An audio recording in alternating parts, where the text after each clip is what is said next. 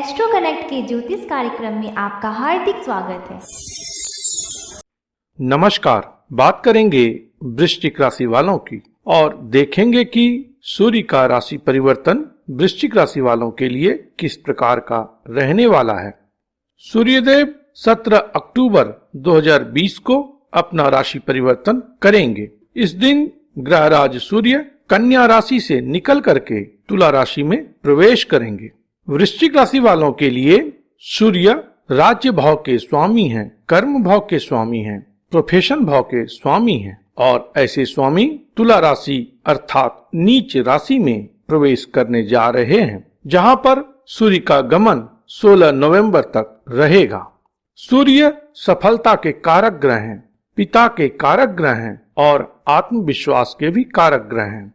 तो जीवन में इन सभी बातों का बड़ा ही योगदान है उन्नति प्राप्त करने के लिए। पिता का सहयोग आवश्यक है, आत्मविश्वास का होना भी बहुत जरूरी है और जो आप उद्यम करें, प्रयास करें, उसमें सफलता भी मिलती रहे, तभी व्यक्ति आगे बढ़ने के लिए मोटिवेटेड रहता है। तो इस समय खंड में कर्म भाव के स्वामी होकर के सूर्य विदेश भाव में जा रहे हैं और वहां पर नीच के हो रहे हैं।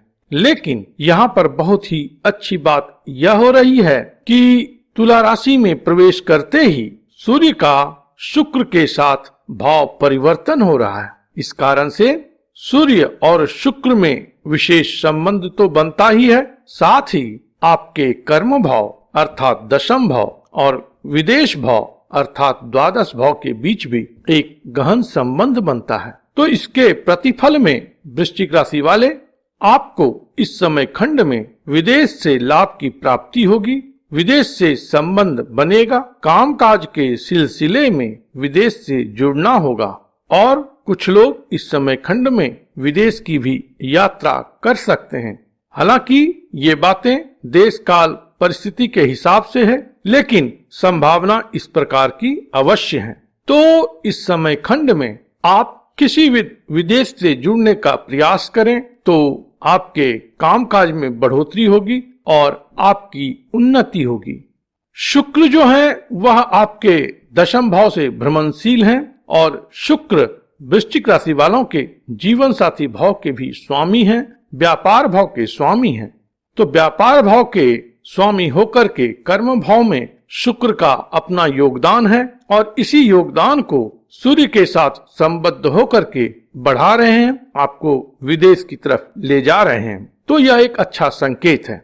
लेकिन 23 अक्टूबर के बाद शुक्र का राशि परिवर्तन होगा और शुक्र आपके लाभ भाव में पहुंचेंगे, लेकिन शुक्र वहां पर नीच के होंगे। इस समय भी पुनः एक अच्छी स्थिति उत्पन्न हो रही है। वो यह है कि ज्यों ही शुक्र देव आपके आय भाव में पहुंचेंगे तो आय भाव और विदेश भाव का संबंध बड़ा ही गहन हो जाएगा ड्यू टू बुध के कारण से, क्योंकि बुध की राशि में शुक्र होंगे और शुक्र की राशि में बुध होंगे। इस कारण से यह एक्सचेंज घटित होगा और इस एक्सचेंज का जो फल है वह कहीं न कहीं इससे पूर्व में सूर्य और शुक्र के बीच जो संबंध बना था उसी की अगली कड़ी के रूप में होगी, अर्थात विदेश से लाभ की प्राप्ति होगी।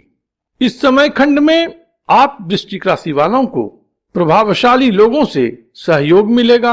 आपके सीनियर्स, आपके बॉस आपके लिए मित्रवत रहेंगे, सहयोगात्मक रहेंगे और महत्वपूर्ण उपलब्धि भी इस समय में प्राप्त होगी। हालांकि शुरुआत में आपको कुछ निराशा हो सकती है, आप में कुछ अन्य मनस्कता आ सकती है, लेकिन उत्तरार्ध में धीरे धीरे बातें आपके अनुकूल रहेंगी।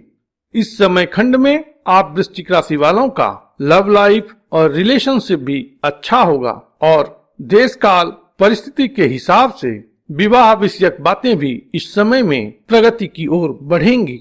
तो कुल मिलाकर के देखा जाए तो सूर्य का संचार आप वृश्चिक राशि वालों के लिए बेहतर संकेत कर रहा है। हालांकि बहुत अच्छा होगा यदि आप अपने फाइनेंशियल एस्पेक्ट पर कंसंट्रेट करते हैं, उसे कंट्रोल करते हैं, क्योंकि जिसे मैं विदेश भाव कह रहा हूं वह व्यय भाव भी है। इसलिए व्यय करने में इस समय में थोड़ा सा आप कंसीडर कीजिएगा, एक्सपेंडिचर इसमें बढ़े ना, इस बात का आप ध्यान रखें।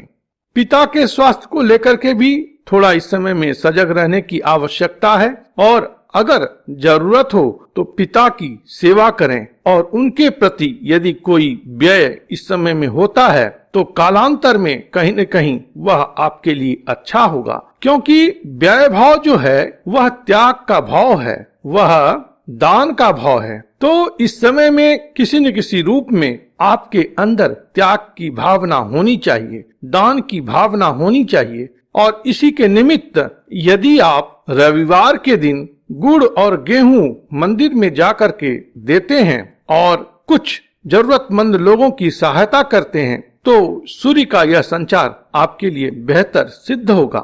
दान प्रवृत्ति रखने से इस समय खंड में अगर किसी प्रकार की स्वास्थ्य की समस्या या डॉक्टर हॉस्पिटल का चक्कर लगता भी है तो उसमें विशेष परेशानी नहीं रहेगी। इसलिए किसी विध आप कुछ न कुछ जरूरतमंद लोगों को दान करें।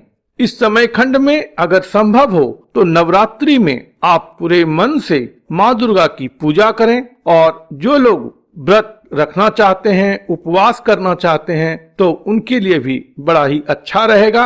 और यह काम करने से कहीं न कहीं सूर्य का प्रभाव जो द्वादश भाव में पहुंच रहा है तो उसके नकारात्मक प्रभाव को सकारात्मक कर सकता है। इसलिए बड़ी निष्ठा के साथ आप माँ दुर्गा का इस समय में पूजन कर सकते हैं। प्रभु आप पर कृपा करें, आप स्वस्थ रहें, मस्त रहें और व्यस्त रहें। ओम नमो भगवते वासुदेवाय।